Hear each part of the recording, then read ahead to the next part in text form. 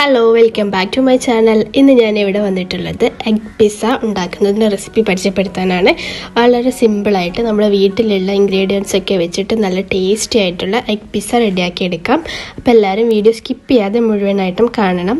ഈ ചാനൽ ആദ്യമായിട്ട് കാണുന്നവരുണ്ടെങ്കിൽ, നിങ്ങൾക്ക് ഈ ചാനൽ ഇഷ്ടമാവുന്നുണ്ടെങ്കിൽ പ്ലീസ് ഒന്ന് സബ്സ്ക്രൈബ് ചെയ്യണം.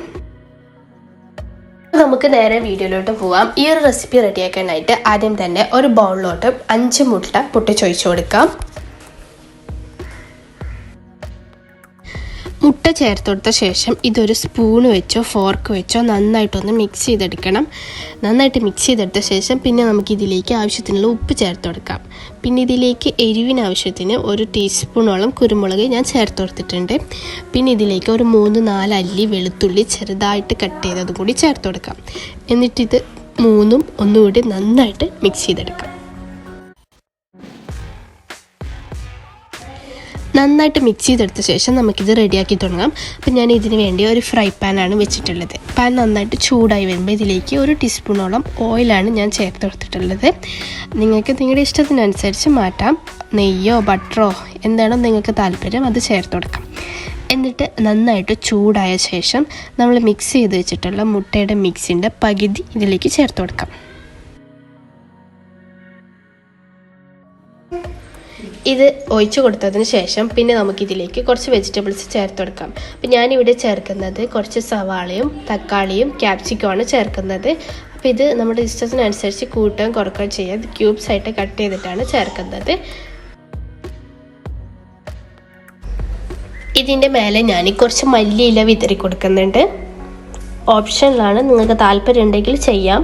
പിന്നെ ഇതിൻ്റെ മേലെ കുറച്ച് ചില്ലി ഫ്ലെക്സ് ഒന്ന് വിതറി കൊടുക്കാം. അതിനുശേഷം നമ്മൾ നേരത്തെ മിക്സ് ചെയ്ത് വെച്ചിട്ടുള്ള മുട്ടയുടെ ബാക്കി മിക്സ് മുഴുവനായിട്ടും ഇതിൻ്റെ മേലോട്ടായിട്ട് ഒഴിച്ചു കൊടുക്കാം. മിക്സ് മുഴുവനായിട്ടും ഒഴിച്ചു കൊടുക്കാം. ഒഴിച്ചു കൊടുത്തതിന് ശേഷം നമുക്കിതൊരു മീഡിയം ടു ലോ ഫ്ലെയിമിലിട്ട് അടച്ച് വെച്ച് ഒരു 5 മിനിറ്റ് ഒന്ന് കുക്ക് ചെയ്തെടുക്കാം.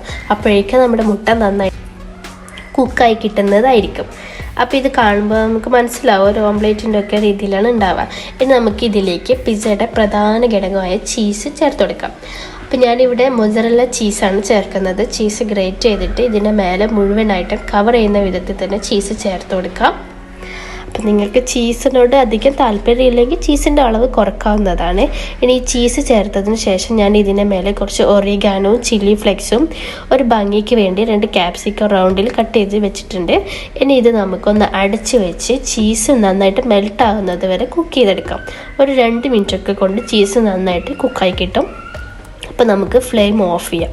അപ്പോൾ വളരെ പെട്ടെന്ന് തന്നെ വീട്ടിലുള്ള ഇൻഗ്രീഡിയൻസ് ഒക്കെ വെച്ച് റെഡിയാക്കാൻ പറ്റിയ നല്ലൊരു സിമ്പിൾ ആൻഡ് ടേസ്റ്റി ആയിട്ടുള്ളൊരു എഗ് പിസ്സയുടെ റെസിപ്പിയാണിത്. അപ്പോൾ ഇതുവരെ ട്രൈ ചെയ്യാത്തവരുണ്ടെങ്കിൽ ഒന്ന് ട്രൈ ചെയ്ത് നോക്കുക. ഇത് നമ്മുടെ കുട്ടികൾക്കായാലും മുതിർന്നവർക്കായാലും ഒത്തിരി ഇഷ്ടമാകുന്ന ഒരു റെസിപ്പിയാണ്. അപ്പോൾ വീഡിയോ ഇഷ്ടമായെങ്കിൽ ലൈക്ക് ചെയ്യുക, ഷെയർ